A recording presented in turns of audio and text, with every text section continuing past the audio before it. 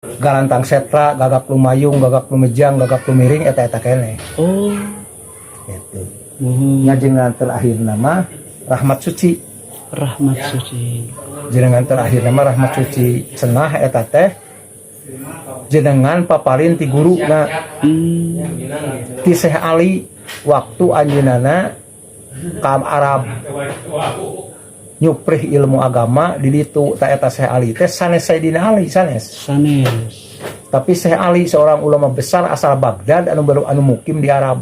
Barakallah. Nanti apabila peti ini gojlog, kata bahasa Sunda gojlog, goyang. Ya. Nah di situ Anda berdomisili. Oh. Beliau pergi kemana, peti tidak gojlog. Dia datang ke godong sini, petinya gojlog. Gojlog. Oh. Gojlog.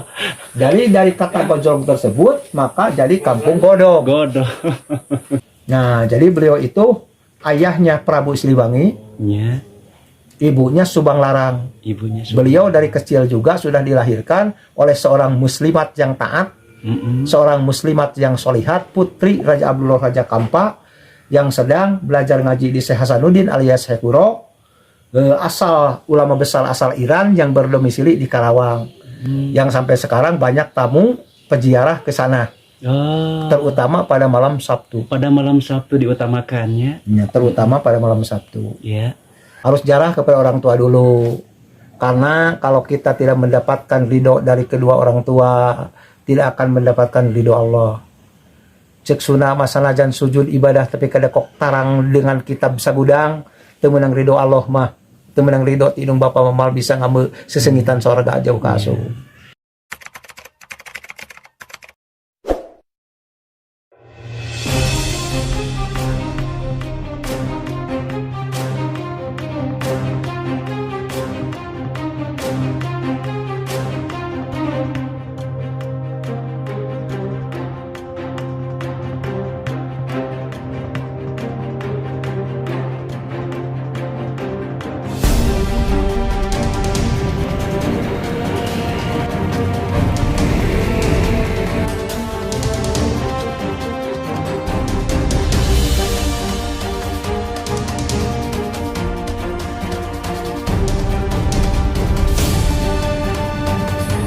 Oke sahabat setia ahli riwayat ya. Jadi saat ini Mang AR akan mengetahui dan juga mengungkap sejarah tentang pangersa Prabu Kangjeng Kian Santang atau Sunan Rahmat Nur Suci bersama pangersa Pak Kiai Haji Dadang Nasrullah Dovina teh. Ieu teh Raden Kian Santang. Muhun. Di mana anjeunna teh jenenganna teh seueur. Dipaparin ku guru-guru nya di antawisna Raden Kian Santang waktu lahir ke alam dunia dipaparin jenengan eta. Iya. Galantang setra, gagak lumayung, gagak lumejang, gagak lumiring eta kene. Oh. Gitu. Jenengan terakhir nama Rahmat Suci. Rahmat Suci. Jenengan terakhir nama Rahmat Suci. Cenah eta teh jenengan paparin ti guru na ti Syekh Ali waktu anjeunana ka Arab nyuprih ilmu agama di ditu ta eta Syekh Ali teh sanes Sayyidina Ali sanes. Tapi Syekh Ali seorang ulama besar asal Baghdad anu mukim di Arab. Barakallah. Margi upami anjeunana eta upami Syekh Ali disebutkeun Sayyidina Ali eteunana abadna tebihnya kan tenan. Tapi Muhun. ayeuna upami Sayyidina Ali mulih ka rahmatullah wafat abad ke-7. Muhun laras. Sedangkan Raden Kian Santang lahir ke alam dunia abad 15 Masehi. Muhun abad ke-15. 15. Kirang langkung 700 tahun langkung, Sayyidina Ali wafat. Raden Kian Santang baru lahir. Di mana beliau ketemu? Tidak mungkin. Muhun. Secara logika nanya. Secara logika, kecuali kalau dalam mimpi. Oh iya, larang. Kalau dalam mimpi ya boleh-boleh saja. Boleh-boleh saja. Seperti ayeuna aya dawuhan Kangjeng Nabi sing saha jalma.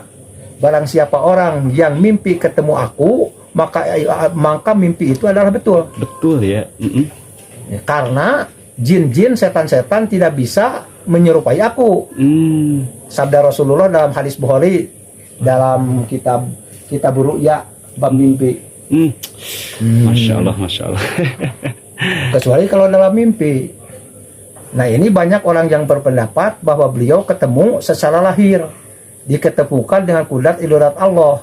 Memang kalau kudrat irodat Allah itu wahwa ala kulli syai'in qadir, berkuasa atas sesuatu memang bisa.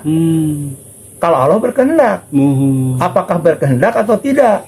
Ini adalah masalah gaib. Di mana masalah gaib harus ditentukan dengan dalil Quran atau hadis yang sah. Barakallah. Adapun beliau Raden Kian Santang, putra Prabu Siliwangi, raja dari Pajajaran. Ibunya Nyimas Subang Larang, putri Raja Abdullah dari Kerajaan Kampa. Subhanallah. Pada waktu itu Nyimas Subang Larang sedang belajar ngaji di Syekh Hasanuddin, alias Syekh Kuro, seorang ulama besar asal Iran yang berdomisili di Karawang. Syekh Kuro Karawang. Barakallah. Syekh Hasanuddin alias Syekh Kuro Karawang. Dan Syekh Kuro pada waktu itu sudah mendirikan sebuah pesantren, entah di Karawang atau di mana. Kalau makomnya memang di Pulau Batak Karawang. Tapi kalau mendirikan pesantrennya tidak tahu di mana tuh, tidak tahu. Kemudian pada waktu itu Prabu Siliwangi yang sedang menjadi kepala negara bagian di Majalengka, belum jadi raja. Dan pada waktu itu rajanya Prabu Wastukencana, ayahanda beliau. Prabu Wastukencana, ayahanda dari Prabu Siliwangi. Mengadakan suatu inspeksi ke Karawang. Terlihatlah seorang gadis cantik yang bernama Subang Larang. Cek sunama manehna kapincut. Bogoh da gelis. Bogoh gelis. Nya cek Syekh Hasanuddin bingung. Sabab dalam syariat Islam tidak boleh haram kawin, tidak sah kawin, batal kawin, fasid apabila seorang wanita muslimat dikawinkan dengan orang kafir. Oh, gitu. Mohon. Bingung. Tapi kalau tidak diterima, bahaya yang akan terjadi. Ini siapa? Iya. Ini siapa? Kekuasaan raja pada waktu itu absolut. Tidak terbatas. Iya. Kalau presiden tidak absolut. Harus mengikuti haluan yang ditetapkan oleh MPRS, haluan negara yang ditetapkan oleh MPR, gitu, Majelis Permusyawaratan Rakyat. Beda dengan raja mah absolut. Beda dengan presiden mah hanya 5 tahun 10 tahun. Kalau Bung Karno 20 tahun presiden pertama, dan presiden kedua RI Jenderal HM Soeharto 32 tahun. Malah Habibie cuma 1 tahun, Gus Dur cuma 2 tahun, Megawati 3 tahun, SBY 10 tahun. Karena sudah dibatasi pada waktu ketua MPR-nya Amin Rais, kalau sudah 2 kali terpilih tidak boleh mencalonkan lagi, karena takut kebablasan seperti Soeharto 32 tahun. Kalau raja mapan seumur hidup. Seumur hidupnya sebelum adanya kepresidenan. Seumur hidup. Lalu raja itu ada pewaris raja, garis miring putra mahkota. Seperti Ratu Elizabeth II meninggal dunia, yang meneruskan adalah Raja Charles. Sebagai kepala negara. Gitu. Beda dengan presiden. Bingung Syekh Hasanuddin alias Syekh Kuro. Dikawinkan tidak sah, ini bagaimana? Yang akhirnya kawin. Tetapi Subang Larang minta mas kawinnya bentang kerti. Bentang kerti. Bentang kerti itu adalah tasbih yang dibuat di Mekah, yang harus diambil di Mekah. Jadi tasbih tersebut harus buatan Mekah dan harus diambil oleh Prabu Siliwangi sendiri ke Mekah. Seperti itu. Mohon. Maka pada waktu itu Prabu Siliwangi terpaksa beliau harus pergi ke Mekah. Entah bagaimana, kalau menurut logika orang mah pasti beliau naik perahu yang di perjalanannya ke sana 1 bulan lebih, pulang 1 bulan lebih, bisa 2 bulan lebih PP untuk mencari dan menemukan tasbih yang buatan Mekah di Mekah untuk mas kawin kepada Subang Larang. Berangkat ke sana. Akhirnya datang ke sana ada orang-orang yang sedang tawaf. Walaupun bukan musim haji, kan yang tawaf ada saja karena yang ibadah umroh. Itu. Beliau ikut tawaf. Kebetulan ada yang tasbihnya jatuh. Diambil oleh Prabu Siliwangi. Kata yang tasbihnya jatuh itu punya aku. Kata Prabu Siliwangi, kan aku nemu sana. Hak aku. Iya. Gitu. Akhirnya kata yang punya tasbih, ya silahkan buat kamu. Gitu. Baca aja 2 kalimat syahadat. Iya betul. Baca aja 2 kalimat syahadat. Itu asyhadu alla ilaha illallah wa asyhadu anna muhammadar rasulullah. Dengan 2 kalimat syahadat tersebut berarti Prabu Siliwangi udah Islam. Mohon laras. Berarti udah Islam. Udah Islam, mohon. Nah, itulah hasil istikharah Syekh Hasanuddin. Kawinkan saja, tapi harus minta tasbih yang asli Mekah dan diambil dari Mekah oleh tangan Prabu Siliwangi sendiri, tidak boleh meniru orang lain. Subhanallah. Hasil istikharah. Nah, dengan tasbih tersebut, perjalanannya beliau baca 2 kalimat syahadat. Walaupun Islamnya beliau tidak kuat, tidak sekuat Sunan Rohmat Suci anaknya. Iya, bisa saja seperti seorang agama Kristen, ya boleh dikatakan kalau dulu mah penyanyi Bruri Kesolima, dia orang Kristen, menginginkan dan mencintai garis miring kaplincut ku Anita Sarawak. Oleh karena anak Anita Sarawaknya orang Islam, jadi si Bruri Kesolima terpaksa baca 2 kalimat syahadat masuk Islam. Supaya bisa dikawinkan dengan Anita Sarawak. Barangkali Prabu Siliwangi pun seperti ini. Iya, paham. Gitu. Tapi kita tidak tahu. Jangankan kita, Nabi Muhammad pun bersabda, apabila orang sudah membacakan 2 kalimat syahadat, kita akui sebagai orang muslim, saudara kita. Adapun hatinya kita tidak tahu, kita terserah kepada Allah. Barakallah. Gitu. Ya, akhirnya dikawinkan dengan Subang Larang, sah perkawinan tersebut karena beliau sudah membaca 2 kalimat syahadat. 2 kalimat syahadat. Yang penting sah saja. Ya. Itulah kecerdasan Syekh Hasanuddin. Syekh Hasanuddin. Sebab kalau dikawinkan dengan orang Hindu itu tidak sah. Dengan orang Buddha tidak sah, dengan Konghucu tidak sah. Walaupun dengan Yahudi dan Nasrani, ya kafir yang diberi kitab sama tidak sah. Kalau laki-lakinya umat Islam, perempuannya Yahudi atau Nasrani, itu sah boleh. Seperti sahabat Hudzaifah bin Al-Yaman, panglima perang Rasulullah, pernah kawin dengan seorang wanita Yahudi. Boleh. Gitu. Sama dengan sami sarang pepencitan ahli kitab. Hewan yang dipotong oleh ahli kitab Nasrani dan Yahudi, Kristen dan Yahudi, halal bagi umat Islam. Surat Al-Maidah. Wa ta'amul ladzina utul kitaba halal lakum, hayawan yang dipotong oleh ahli kitab halal bagi kamu umat Islam. Wa ta'amukum halal lahum, dan hayawanmu, makananmu halal bagi mereka. Surat Al-Maidah kan. Surat Al-Maidah. Adapun kalau hayawan tersebut dipersembahkan untuk selain Allah, tidak karena Allah, itu lain hal. Karena kita tidak menyaksikan hatinya. Tapi kalau kita menyaksikan orang Yahudi, orang Nasrani motong kambing, motong domba, sapi, ayam, kerbau dan lain sebagainya, tuh baca dengan nama Allah, itu sudah halal. Tapi kalau dia mengucapkan bahwa potongan ini untuk Yesus, potongan ini kami persembahkan untuk Nabi Uzair, itu tidak halal. Kan orang Yahudi punya kepercayaan bahwa Nabi Uzair putra Allah. Karena sudah 100 tahun meninggal dunia, hidup lagi. Dan punya kepercayaan orang Kristen bahwa Yesus itu putra Allah. Tuhan Yesus. Tapi Allah menerangkan di dalam surat Al-Maidah, di mana hayawan atau hewan yang dipotong oleh mereka halal bagi umat Islam, dan makanan umat Islam, hewan yang dipotong umat Islam halal bagi mereka. Gitu. Halal bagi mereka, Yahudi dan Nasrani. Nah, kalau laki-lakinya umat Islam, sekali lagi, ceweknya Yahudi atau Nasrani, boleh. Tapi kalau selain Yahudi dan Nasrani, bukan ahli kitab, seperti Konghucu, Buddha, Hindu, Shinto Buddha, agama penyembah matahari, aliran kepercayaan, Sunda wiwitan, apalagi orang komunis yang ateis, orang komunis kaum Dahriyah, itu mah haram wanita Islam dikawinkan dengan mereka.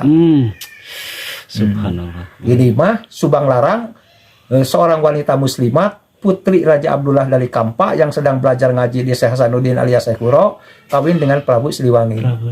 Punya keturunan 3. Satu Pangeran Walang Sungsang, yang kedua Nyimas Rara Santang, yang ketiga Raden Kian Santang. 3. Barakallah.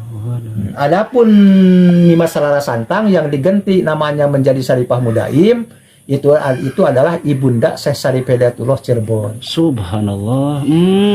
Jadi Syekh Syarif Hidayatullah Cirebon kepada Raden Kian Santang itu pamannya, adik dari ibunya. Adik dari ibunya. Semua. Nah, Raden Kian Santang yang sedang belajar ngaji karena ibunya orang Islam, dari kecil juga sudah Islam. Yang sedang belajar ngaji di sana di kota suci Mekah di Seali. Sudah kangen ke Pulau Jawa, ingin pulang. Malah kata Syekh Ali, silahkan pulang dan sebaiknya Anda pulang, sebarluaskan di daerah Anda, di daerah Jawa. Silakan Anda berdakwah, ajak supaya berduyun-duyun orang Jawa masuk Islam. Mudah-mudahan dengan kudrat idodat Allah, dengan taufik dan hidayah dari Allah, nanti daerah Anda menjadi mayoritas Islam. Barakallah. Raden Kian Santang tidak mau karena betah di sana. Di mana sholat di Masjidil Haram, sholat di Masjid Nabawi itu lebih utama dari sholat 2 rakaat di Masjid Nabawi atau di Masjidil Haram, lebih utama daripada sholat 1000 rakaat di masjid yang lain. Subhanallah. Dengan adanya Ka'bah di Mekah, Barakallah. di mana Ka'bah tempat ibadahnya umat manusia yang tembus ke langit ke-7, berhadapan-hadapan dengan Baitul Ma'mur, tempat ibadahnya para malaikat, tempat tawafnya para malaikat. Nah, tidak mau, akhirnya disedak harus pulang saja dan harus berdakwah. Gitu. Dan Anda nanti harus bertempat di tempat yang suci. Bawa aja tanah suci dari sini. Kalau ingin berdomisili di tempat yang suci, bawa aja tanah dari sini, di peti, pakai peti dari Mekah sekitar Ka'bah. Nanti apabila peti ini gojlong, kata bahasa Sunda gojlong, goyang, nah di situ Anda berdomisili. Beliau pergi kemana, peti tidak gojlong. Dia datang ke Godong sini, petinya gojlong. Gojlong. Dari kata gojlong tersebut, maka jadi Kampung Godong. Jadi sejarah awal mula Kampung Godong. Ya. Jadi beliau pergi pergi kemana saja, pulangnya ke sini. Kalau beliau berwudu ke bawah. Ke bawah ada air bening yang disebut air Cikahuripan. Itu air kalau orang Sunda bilang mengagen selang herang, bagaikan mineral. Memang air tersebut bermineral, air gunung. Air gunung berasal dari air gunung. Dan sempat beliau mendirikan sebuah masjid di Kampung Godong. Dan oleh karena masjid tersebut didirikan oleh beliau di Kampung Godong, maka masjid tersebut disebut Masjid Karomah. Dan kampungnya pun Godong Karomah. Godong Karomah yang sekarang masuk desa Godong. Sedangkan makam beliau ini masuk desa Lebak Agung. Masuknya ke desa Lebak Agung. Iya, jadi Kampung Godong itu 2 RW Godong desa, 2 RW Godong Babakan dan Godong Makam, jadi 4 RW masuk desa Lebak Agung. Sedangkan Godong Karamat dan Godong Pojok masuk desa Godong, sama-sama Kecamatan Karangpawitan, Kabupaten Garut, Jawa Barat. Subhanallah. Yang kurang lebih kemana tuh? Di kamar. Iyalah, telat kan dia. Yang kurang lebih 10 km dari Garut kota. Ke timur, ke selatan. Timur dulu, selatan. Dari Garut kota 11 km ada. Nah, jadi beliau itu ayahnya Prabu Siliwangi. Ibunya Subang Larang. Beliau dari kecil juga sudah dilahirkan oleh seorang muslimat yang taat. Seorang muslimat yang solihat, putri Raja Abdullah Raja Kampa, yang sedang belajar ngaji di Syekh Hasanuddin alias Syekh Kuro, asal ulama besar asal Iran yang berdomisili di Karawang, yang sampai sekarang banyak tamu peziarah ke sana. Oh, terutama pada malam Sabtu. pada malam Sabtu diutamakannya. Ya, terutama pada malam Sabtu. Ya. Ya. Jadi beliau lahirnya saya kurang tahu. Mm-mm. Sekitar beliau tuh 1460-an lah lahirnya. 1460. 1460-an atau 1470. Ya. Karena beliau umurnya panjang 120 tahun lebih. Oh, Syekh Kuro teh. Iya, saya Sunan Rahmat. Oh, Syekh Sunan Rahmat Prabu Kian Santang. Iya, 120 tahun lebih. Mohon. Dan memang dia itu terkenal dengan kesaktiannya. Ya. Di mana orang-orang awam pada mengenal beliau, bahkan banyak orang yang belum pernah menginjakkan kakinya ke Godong tapi sudah tahu siapa Sunan Rahmat Suci dan siapa Raden Kian Santang. Dia mengaku suka mengirim Fatihah, kulhu palak binas, mohon barokahnya kepada tawasul kepada beliau banyak. Padahal beliau belum pernah ke sini. Oh, gitu.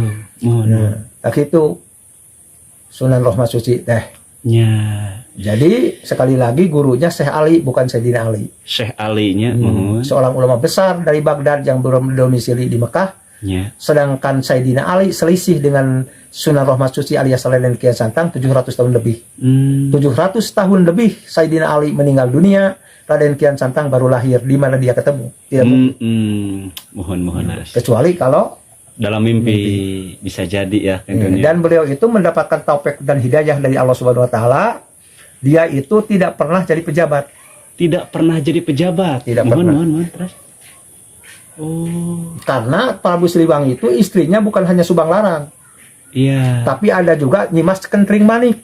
Nyimas Kentring Manik. Adiknya Prabu Amuk Marugul. Prabu Amuk Marugul. Bin Prabu Susuk Tunggal. Mohon. Sedangkan Prabu Susuk Tunggal dengan Prabu Wastu Kancana itu kakak beradik. Ya. Anaknya Raja Linggahyang. Oh. Raja Linggahyang anaknya Raja Linggawesi. Raja Linggawesi anaknya Ratu Purbasari. Ratu Purbasari yang memindahkan ibu kota dari Rawalakbok Ciamis ke Bogor. Ya. Dan Ratu Purbasari putri Ciungwanara. Putri Ciungwanara. Ciungwanara bin Prabu Adi Mulia alias Kuda Lalayan yang mendirikan kerajaan Galuh Pakuan. Oh, sejarah kerajaan Galuh. Kerajaan Galuh Pakuan yang beribu kota di Rawalakbok, yang dipindahkan oleh Ratu Bungsu Ratu Purbasari ke Bogor. Ya, Sedangkan Prabu Siliwangi lahir di Bogor, Raden Kian Santang pun lahir di Bogor.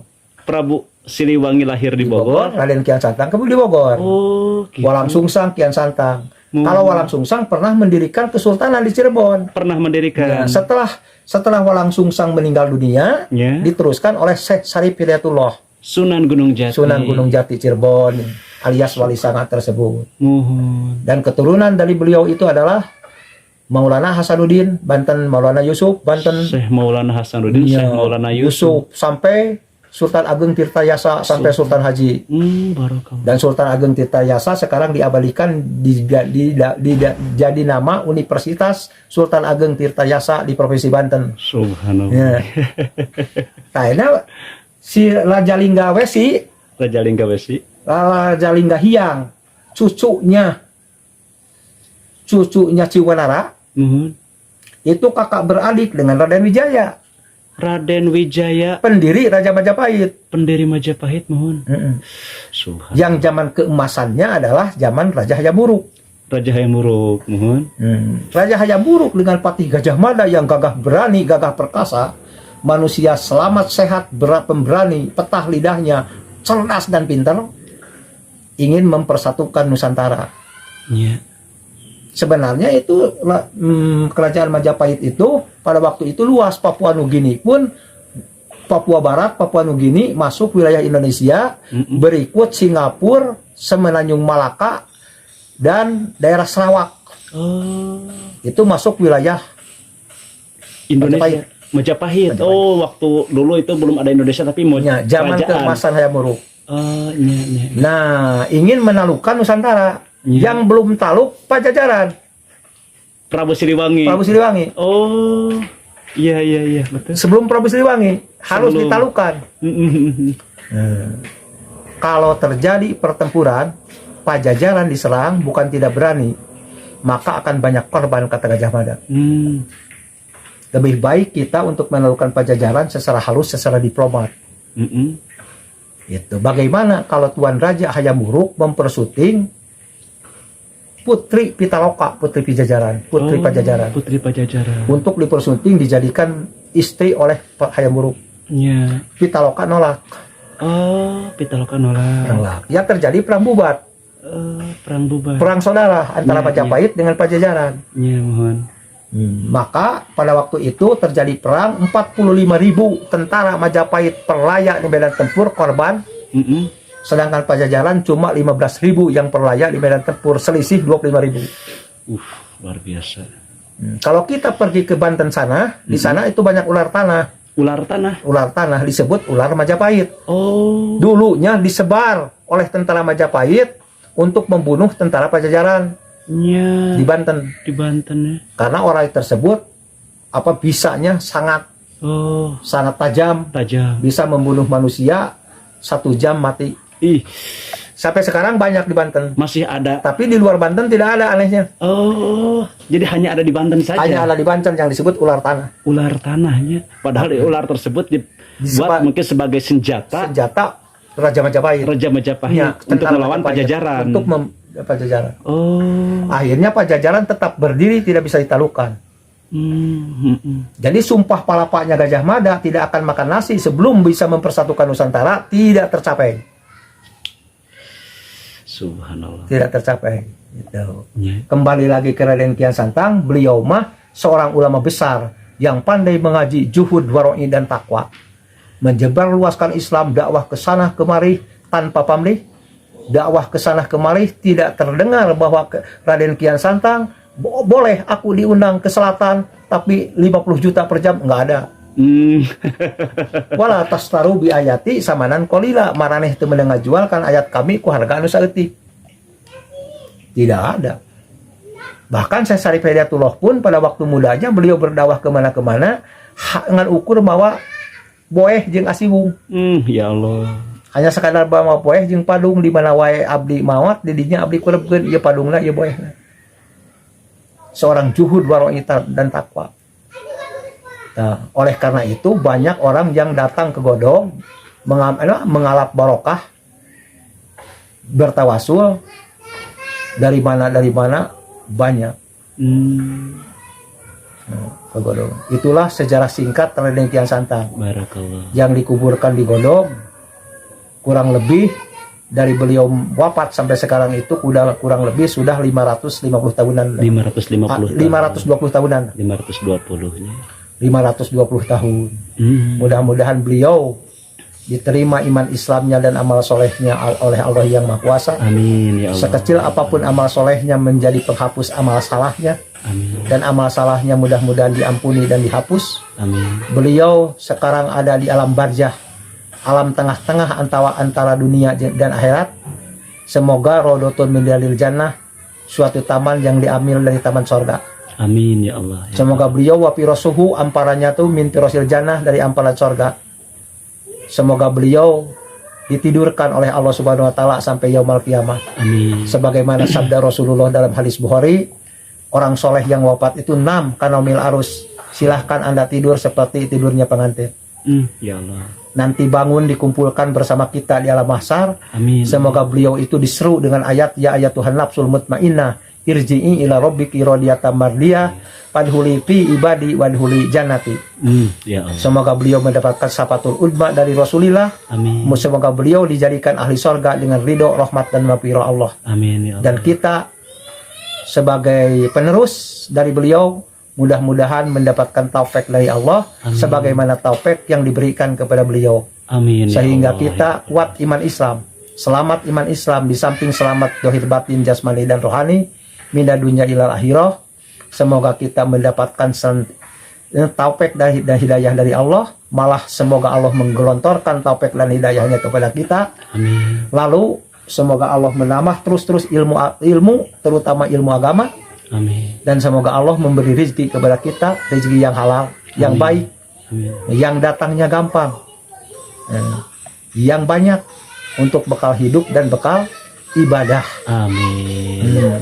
Semoga dengan rezeki itu kita tentram hati. Amin. Rezeki dengan kudrat irodat Allah, yang kronologinya, syariatnya, sukang lantarannya semoga diciptakan diirodatkan oleh Allah kita mempunyai rezeki untuk bekal hidup dan untuk bekal ibadah. Amin ya Allah. Ya, untuk ibadah.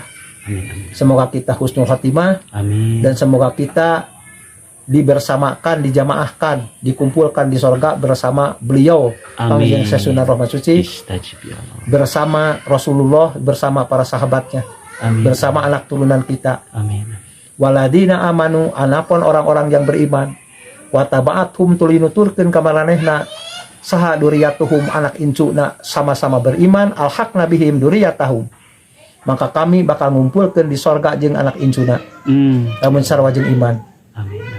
Moga-moga anak incu urang, buyut urang, turunan urang jadi jelema anu amanu wa amilus solihah dikumpulkeun di sorga. Amin ya Allah, istajib. Amin. Da upami ieu mah upami anak urang kafir mah Misahnya laras. Nabi Nuh walaupun beliau itu adalah seorang nabi Allah, Rasul Allah dan ulul azmi, Ya. maka akan dipisahkan dengan anaknya Kan'an Ya Allah. dan akan dipisahkan dengan istrinya beliau ahli neraka, sebagaimana yang diwahyukan oleh Allah kepada Nabi Muhammad dalam surat At-Tahrim.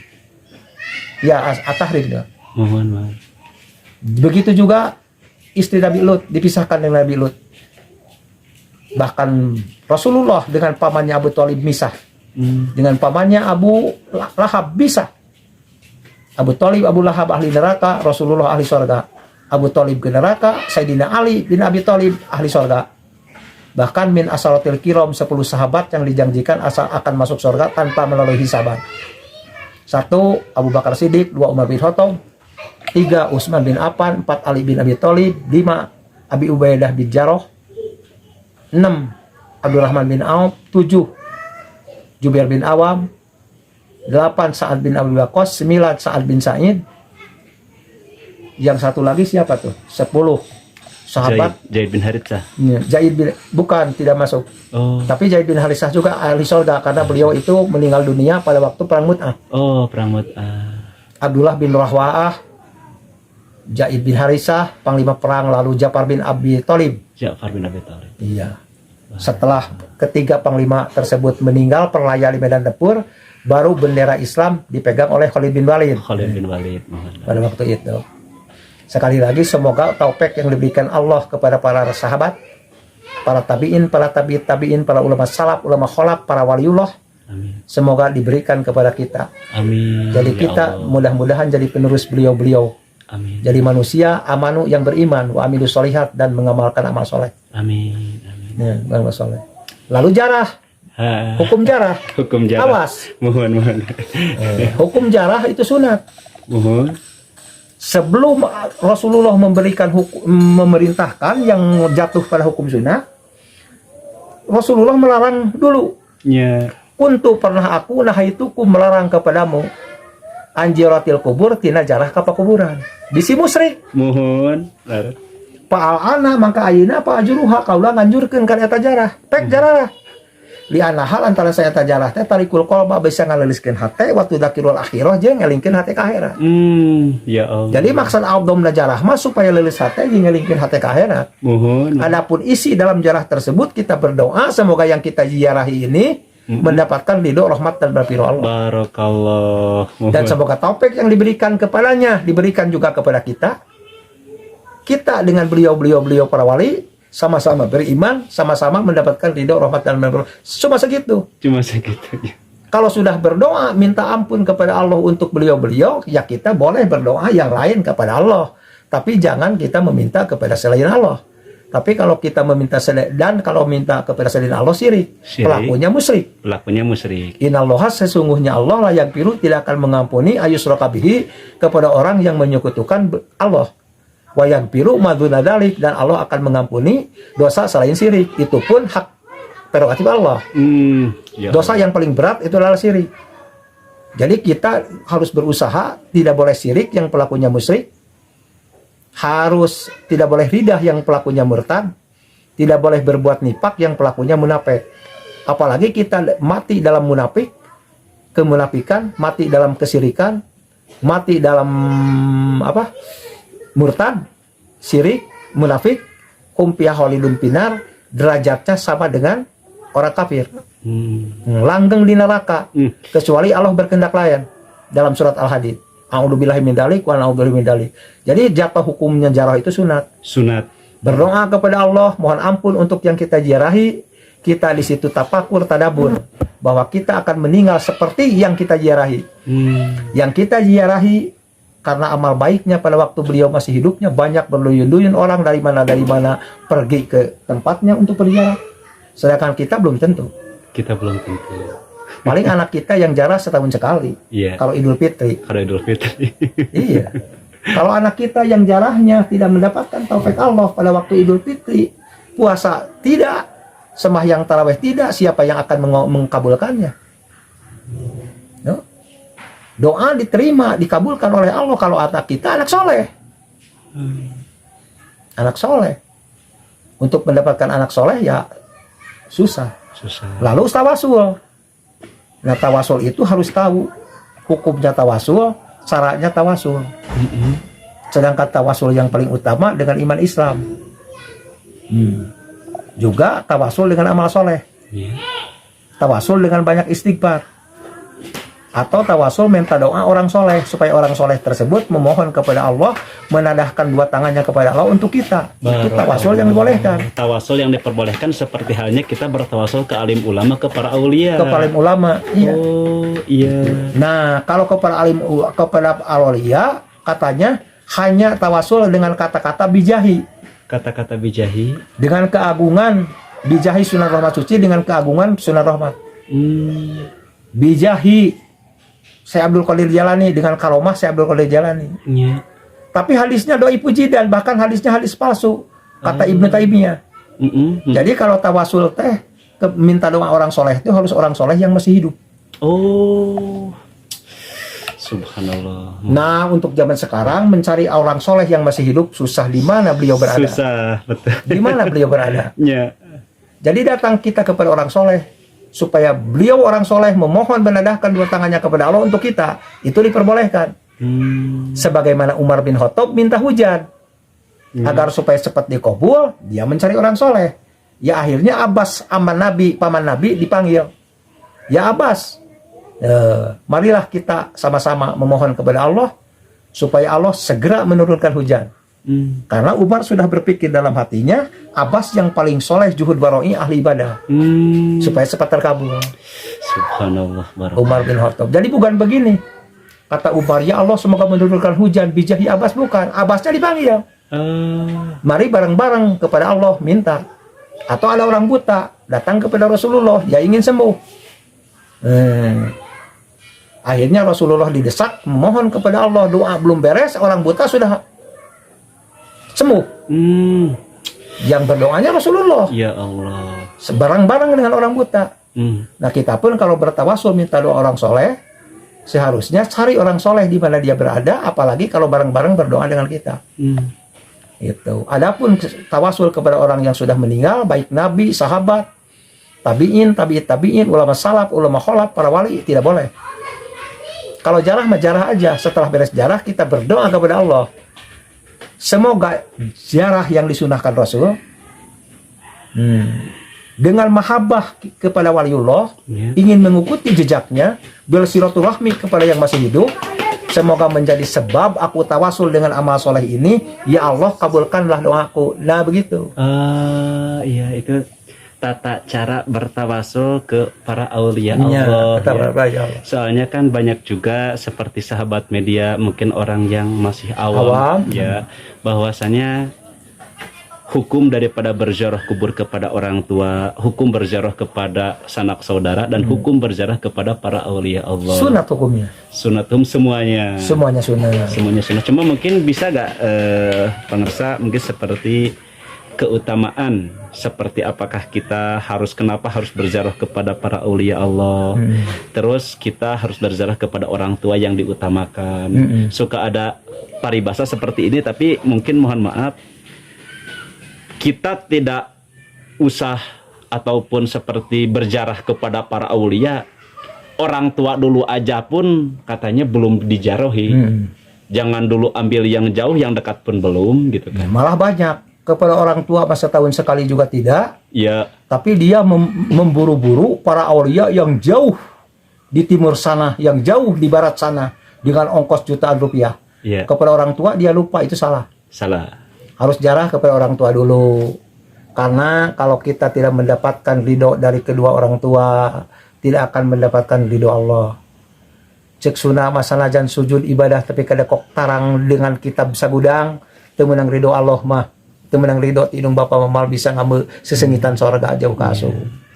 Jadi sebelum jarah ka para aulia ka indung bapa heula. Tuluy jarah ka para aulia. Dina hate teh mahabbah kepada para aulia karena aranjeuna anu nyebarluaskeun Islam, aranjeuna anu ngajar ilmu agama Islam, aranjeuna pendakwah anu saroleh, anu juhud bareng izin takwa urang teh sebagai penerusna. Urang keukeuh ka Allah moga taufik jeung hidayah nu dipaparinkeun ka anjeunna dipaparinkeun ka abdi. Kekuatan iman Islam ka anjeunna dipaparinkeun ami iman Islam abdi ge kuat. Nun Gusti moga nampikeun amal solehna, diampuni dosana. Tak sesudah itu silahkan berdoa kepada Allah, minta rezeki, minta ilmu, minta naik pangkat, minta apa, tapi jangan minta kepada yang punya kubur itu. Tapi kita berdoa di tempat yang dimuliakan, oleh Allah. Berhubung seperti kita berjarah kepada para aulia Allah, kita meminta kepada Allah di tempat yang dimuliakan oleh Allah. Nah itu. Berhubung di tempat itu ada orang yang dimuliakan oleh Allah Subhanahu wa Ta'ala. Dan tawasulnya itu adalah tawasul kepada amal soleh kita. Di mana kita berziarah bertemu dengan si A, si B, si C, bahkan jadi saudara silaturahmi, namanya itu amal soleh.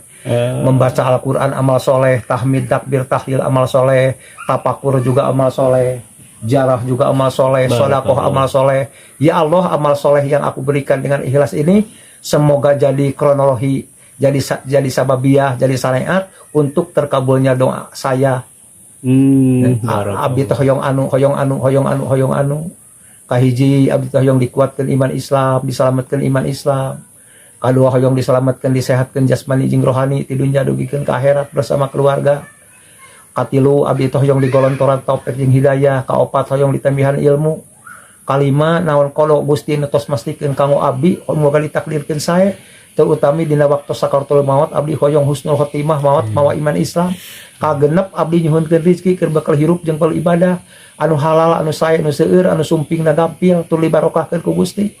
Naon anu dipapalinkeun ku Gusti ka abdi muga dibarokahkeun ku salira Gusti. Abdi jantenkeun sebagai jalma anu nuturkeun jejak para aulia. Amin. Begitu. Sepertos kitunya. Selamat tina sirik. Amin. Insyaallah ya. Alhamdulillah sahabat ya. Jadi itu adalah pemaparan dari pangarsa Kang Haji Dadang Nasrullah selaku kasepuhan juru kunci di tepatnya Kabupaten Garut, Kampung Godog dupinanya, keberadaan Makbaroh pangarsa Kangjeng Prabu Kian Santang atau Sunan Rohmat Nur Suci. Kampung Godog, Desa Lebak Agung, Kecamatan Karangpawitan, Kabupaten Garut. Yang kurang lebih dari Terminal Garut atau dari Kota Garut itu 11 km ke timur lalu ke selatan. Oh iya, dan itu adalah penerangan dari pangarsa Kang Haji Dadang Nasrullah selaku kesepuhannya. Dan mungkin sahabat ya, berhubung di sini Mang AR kembali mengingatkan, jadi istilahnya silahkan saja sahabat jika ingin berziarah kepada para aulia Allah dengan catatan sesuai dengan ilmu dan juga tata cara tawasul yang telah pangarsa katakan barusan ya. Adapun sahabat yang ingin diantarkan ke Makbaroh untuk dipimpin tawasul ataupun ingin datang sendiri tidak apa-apa dengan catatan harus ada izin dari kasepuhan ataupun juru kunci. Dan di juru kunci Kampung Godog ini banyaknya pangarsanya. Ada banyak. Kebanyakan anak muda-muda. Kebanyakan anak muda-muda dan salah satu kasepuhan juru kunci di Kampung Godog ini adalah pangarsa Kiai Haji Dadang Nasrullah. Dan jika Anda ingin diantarkan untuk dipimpin ziarah ataupun ingin sekedar mengetahui sejarah dan juga riwayat, manawi teu kaabatan abdi yang ngarekomendasikan pangarsa Kang Haji Dadang Nasrullah, bilih aya engkin beberapa netizen atau sahabat ahli riwayat ataupun teman-teman media yang ingin berziarah dipimpin manawi nyuhunkeun widina. Oke, jadi Anda bisa langsung saja kontak WA dari pangarsa Kang Haji Dadang Nasrullah akan dicantumkan di link deskripsi. Oke sahabat, jadi itu adalah penerangan tentang sejarah awal mula Kampung Godog. Berikut riwayat daripada Prabu Siliwangi dan juga kisah dibalik sejarah Kangjeng Prabu Siliwangi atau Sunan Rahmat Nur Suci. Oke, hanya ini saja yang bisa ditampilkan. Untuk selebih dan kurangnya mohon maaf, dan intinya kita berziarah kepada para aulia Allah untuk berdoa kepada Allah di tempat yang dimuliakan oleh Allah. Berhubung di tempat yang dimuliakan oleh Allah ada seseorang yang dimuliakan oleh Allah Subhanahu wa taala, ya. Oke, dan mohon maaf atas segala kekurangannya. Akhirul kalam, wabillahi taufiq wal hidayah. Assalamualaikum warahmatullahi wabarakatuh. Waalaikumsalam warahmatullahi wabarakatuh. Siap. Siap. Oke sahabat ya. Jadi ini adalah tempat pendaftaran tamu ya. Jadi disarankan untuk peziarah daftar terlebih dahulu untuk bersilaturahim dengan kepengurusannya. Assalamualaikum Mang Sadayana. Oke, jadi intinya tetap kita harus menjaga adab, yakni dengan cara kita daftar terlebih dahulu dan harus ada izin dari kasepuhan ataupun juru kunci ya. Dan juga di sebelah sini sahabat ya, di sini tertera makam keramat waliullah Syekh Sunan Rahmat Suci Prabu Kian Santang Godog ya. Tapi di sini kita tidak diperbolehkan untuk menggunakan HP tanpa ada izin khusus ya. Jadi hanya sampai sini saja kalau misalkan ingin menggunakan media HP. Adapun jika ingin berziarah ke dalam, intinya harus non HP tanpa ada seizin khusus dari Bapak Kuncen ataupun juru kunci kasepuhan ya. Oke, dan di sini bisa kita lihat ada 2 harimau ya. Ada 2 harimau. Ya, jadi menjadikan satu contoh bahwa khodam daripada pangersap Prabu Siliwangi itu adalah macan putih yang seperti tergambar di sini, macan loreng hitam dan putih sahabat ya. Dan ini adalah gapura menuju makbaroh pangersa Prabu Kian Santang atau Syekh Sunan Rahmat Suci ya. Oke. Pak, mangga. Oke. Ya, dan juga di sini bisa kita lihat sahabat ya, ada satu tempat untuk beristirahat. Dulunya itu Pak Seban ini tempat untuk beristirahat tamu. Namun saat ini di rantai dikarenakan banyak tamu yang makan ya di tempat yang seharusnya untuk beristirahat saja, tapi dipergunakan untuk makan dan lain-lain. Dan disediakan sebenarnya ya ada tempat untuk beristirahat bagi para tamu, dan seperti ini keadaannya ya. Barokallah. Oke sahabat ya.